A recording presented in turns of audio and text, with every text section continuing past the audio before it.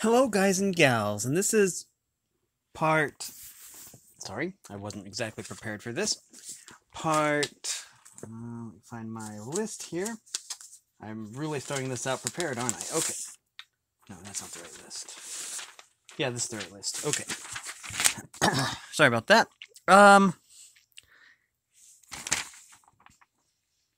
24. This should be part 24 of our reading of Pandora's Genes. Just double check here. Just to be on the safe side, I'm going to triple check. Yep. Sorry about that. Yeah. Anyways, and as always, we're going to go over the copyright information, which clearly says copyright 1985. Okay, that's kind of blurry. Sorry about that. By Kathryn Lance. All rights reserved. And I have the author's permission to read this book on my YouTube channel. So, anyways, without further ado, we're going to get right back into this. In the last episode, or from what I remember of it, Zach found his way back to the capital.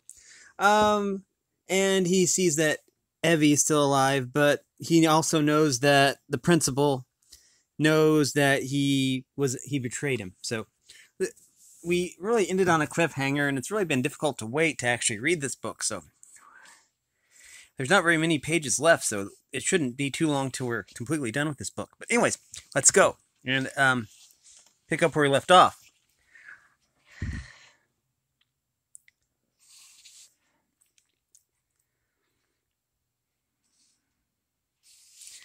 Okay.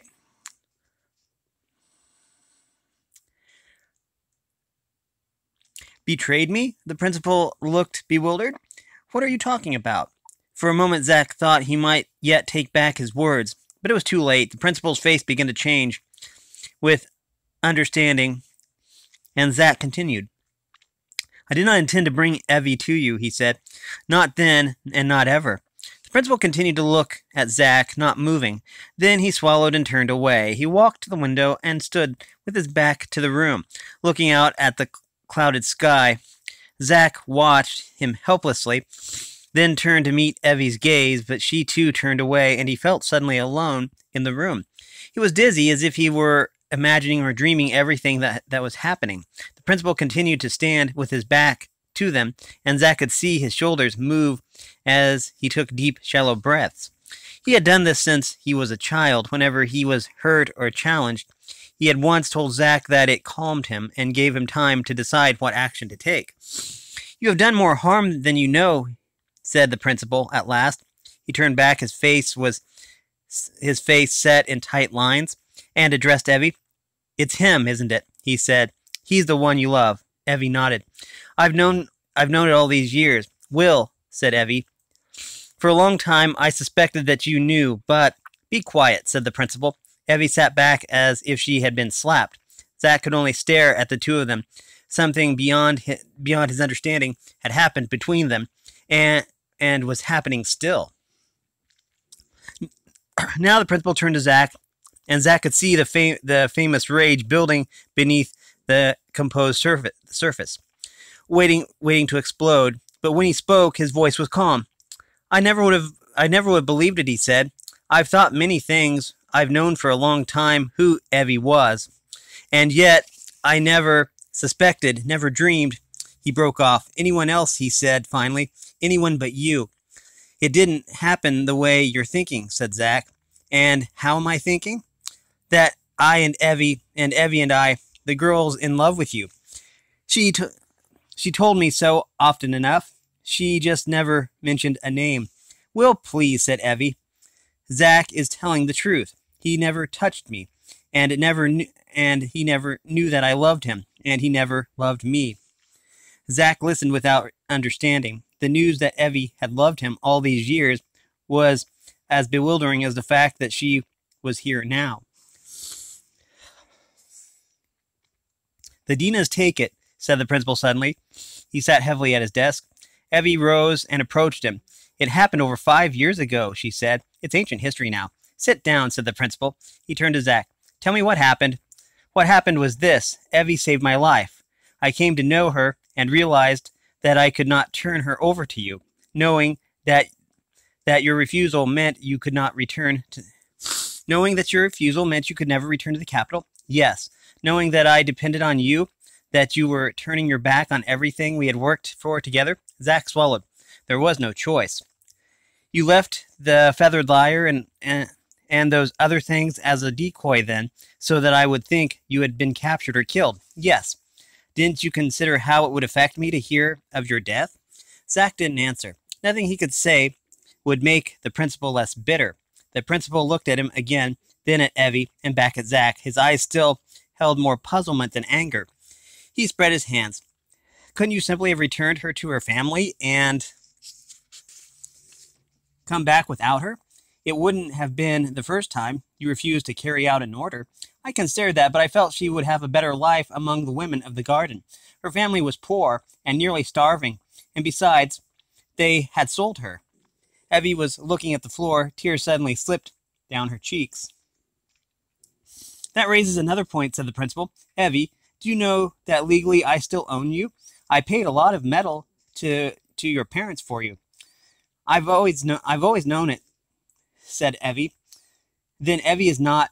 Zack started to speak, then fell silent, not sure what to say, not knowing if he wanted an answer. The principal understood him. There's nothing between me and Evie, he said. His tone was flat and final. After a moment he spoke. Ah, Zack, if only you'd thought to trust me, as I always trusted you. Didn't you know that if you cared so much for Evie's well-being, I would never have harmed her? The compulsion was always stronger than you. You would not have been able to stop yourself. No, Zack. At last the anger was there, and in his face and in his voice. The principal rose and leaned with both palms outstretched on the desk, his arms trembling as he faced Zack.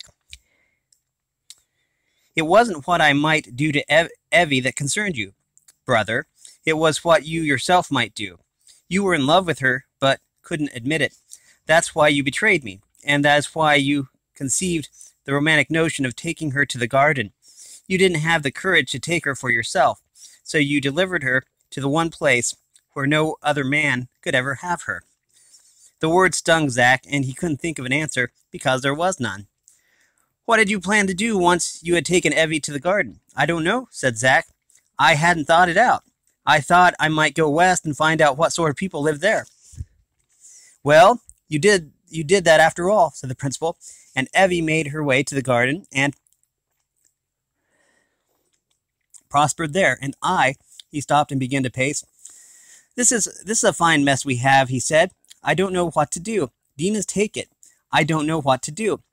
I didn't want to hurt you, Zack said, but I knew I must tell the truth. I knew that even as I was planning my escape and making my way back here, I knew I had to tell you everything I knew about the traitors, and also knew returning would mean my death. Your death? What are you talking about? My betrayal was an act of treason, he said. Under your law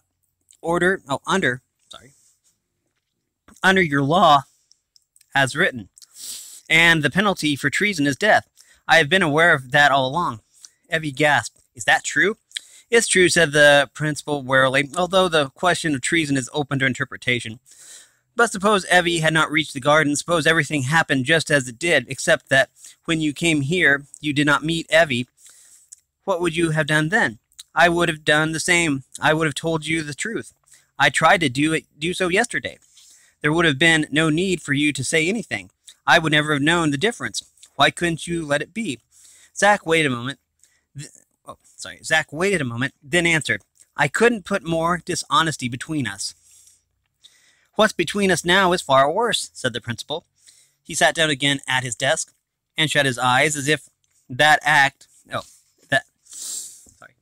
by that act he could erase everything that had happened in the last hour. When he opened his eyes, Zack and Evie were still sitting before him, quiet and unhappy.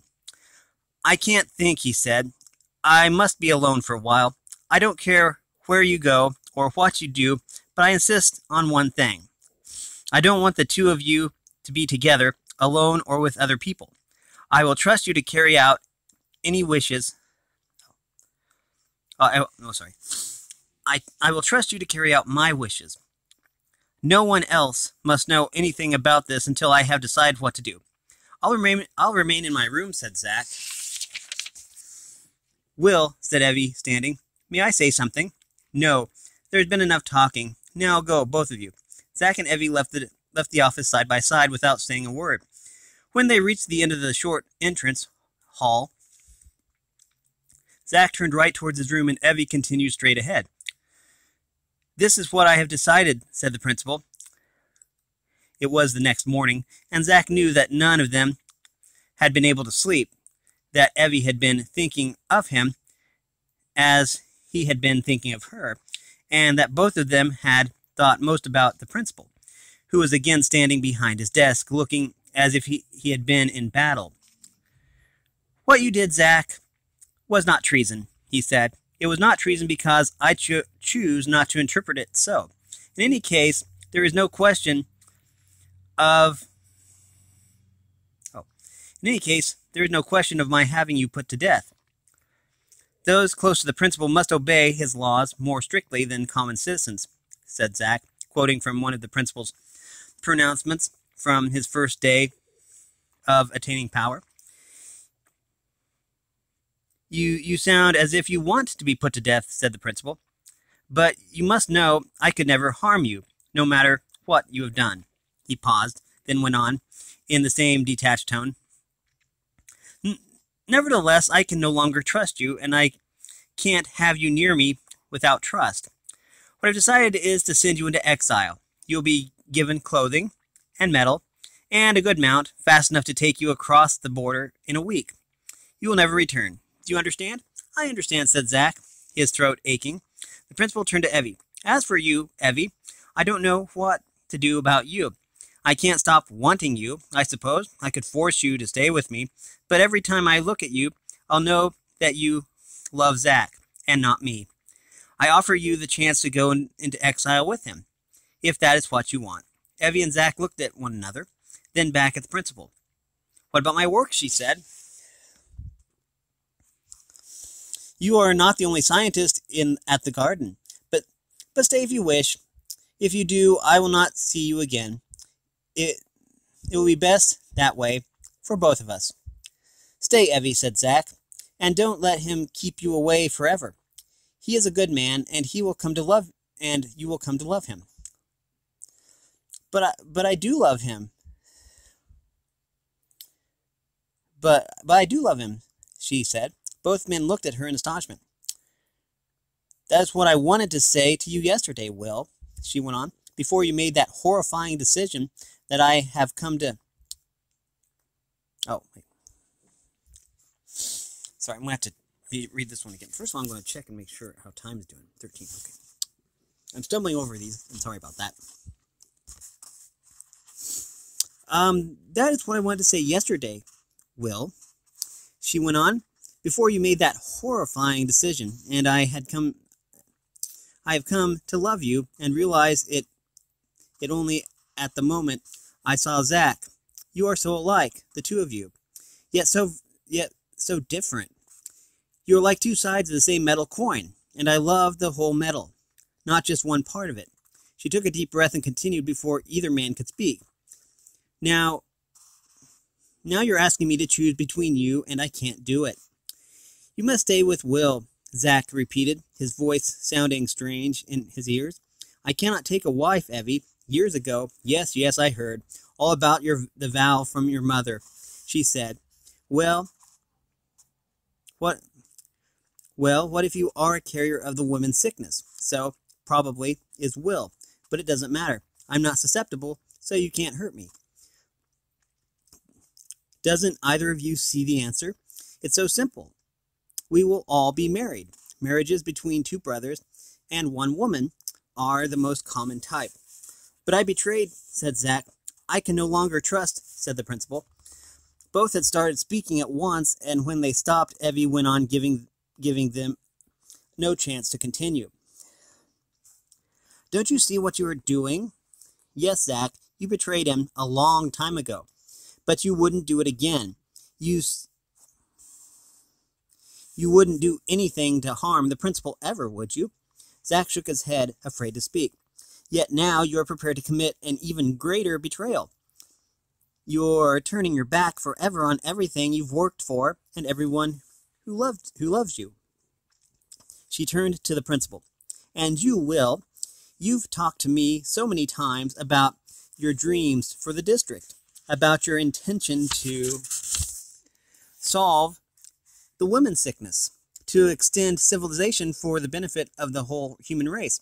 Don't you care about these things any longer?" "Of course I care about them."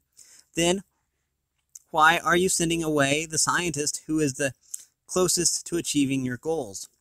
Why are you sending away the man who is your best hope for overcoming the traitors? Why are you sending away the two people who most love you and whom you most love? Will, Zack, is your pride really more important to you than everything else?" She stopped and looked from one man to the other. Zack felt as if there was a bubble in his chest expanding to the point of bursting. He wanted nothing more than to put out his arms and embrace Evie and Will together. But he knew, even before Will spoke, that it was too late. "No, Evie," said Will. His voice was quiet and heavy with sadness. It's not that easy. Too much has happened. You draw a lovely dream, but even a dream must be based on truth and on trust." "No," he said again. He turned his back on them and walked to the window.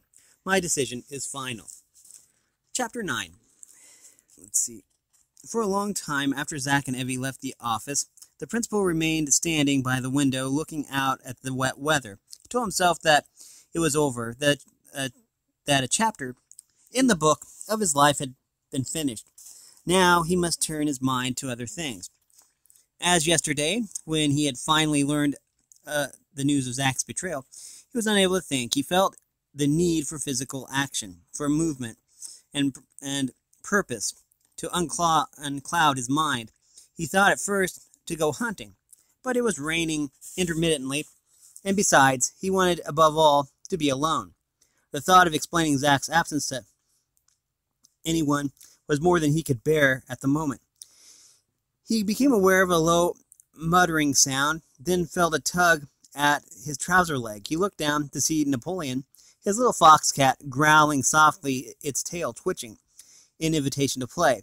The dark stripes of its fur reminded him of the color of Evie's hair, and for a moment he wanted to throw the animal out, never to be reminded of her again. The baby fox cat rolled onto its back and looked up at him with its clear green eyes. "Morale," it said, sounding exasperated.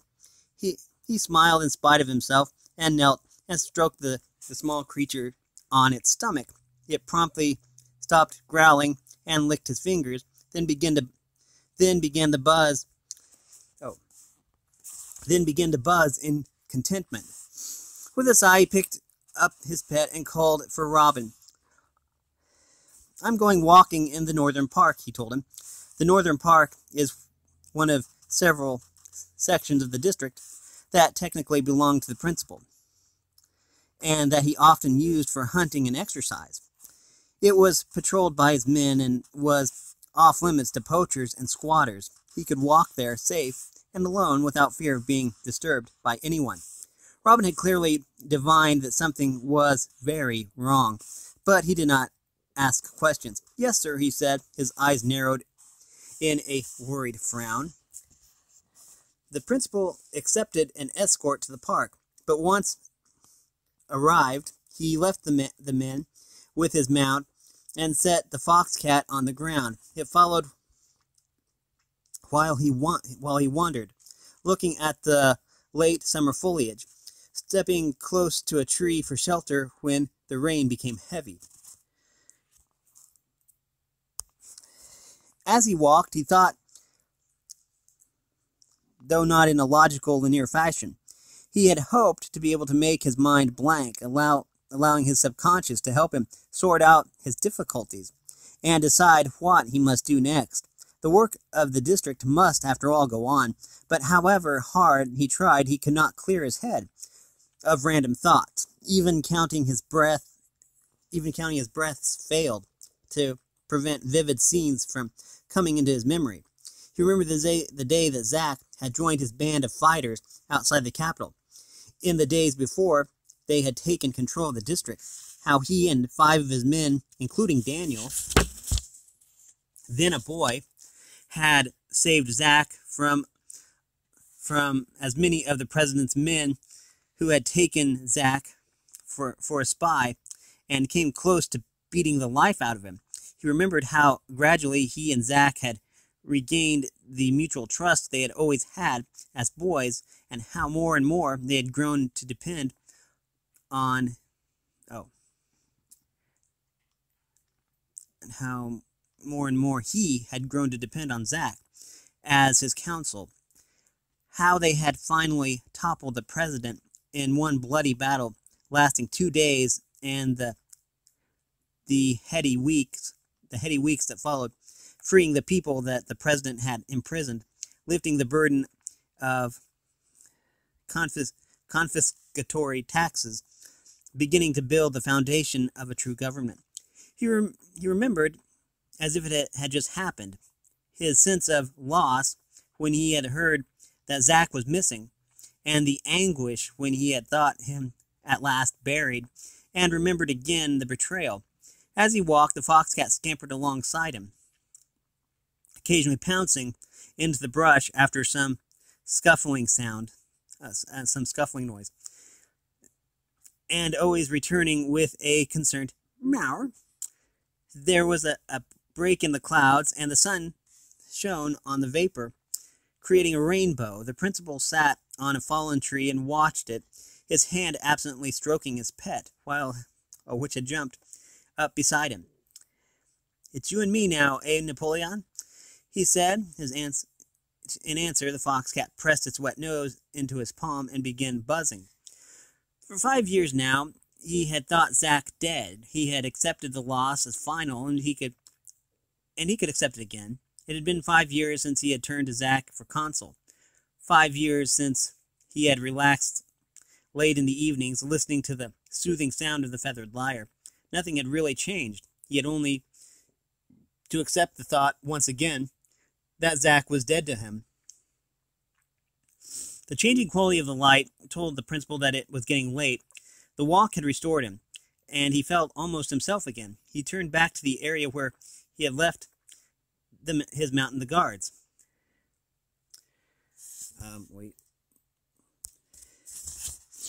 Suddenly, the baby foxcat began to emit a strange, high-pitched howl he had not heard before. Its little tail began to quiver, and he saw, startled, that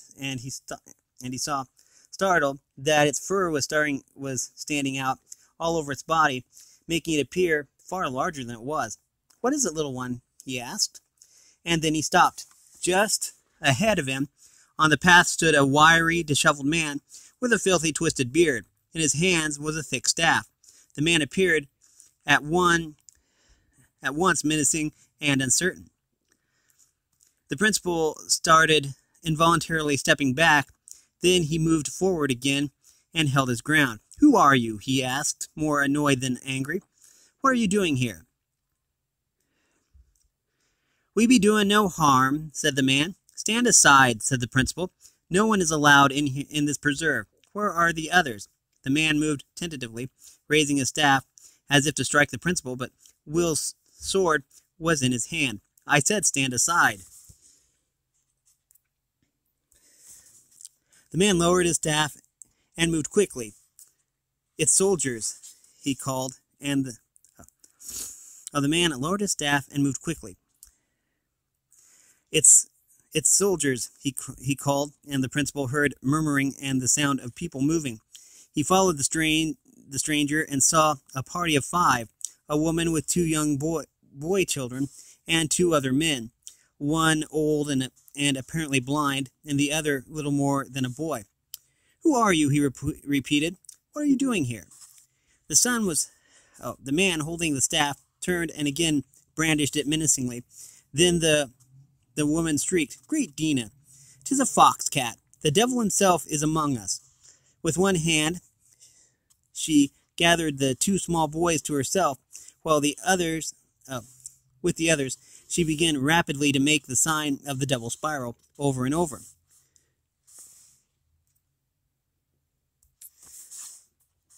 With dismay rather than anger, the principal realized that they must be a band of traitors. Their poverty and ignorance made him feel ill. "You've no right to be on this land," he said. "How did you come here?"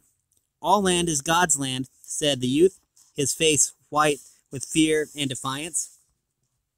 "We were sent here," said the blind man in a feeble voice. "The time of judgment has come on the capital and all its people." We're going to stop that here. I will have to edit out some of this. But we have been reading from Pandora's Genes. It is a book by Kathryn Lance. If you want to get a copy of this book, then it is part of a trilogy, and I'm sure still available at most big book retailers. It is part of a trilogy, is the first book. The second book is Pandora's Children, and the third is Pandora's Promise. And again, so yeah, if you're looking for the book, then you can probably find it. Anyways, if you like this content, make sure you like and subscribe and ring that bell so you know when I upload. Also, if you want to support me in any way, or if you want to join the Discord server, then all that information will be in the description below. As always, thanks for watching, everyone, and have a great day.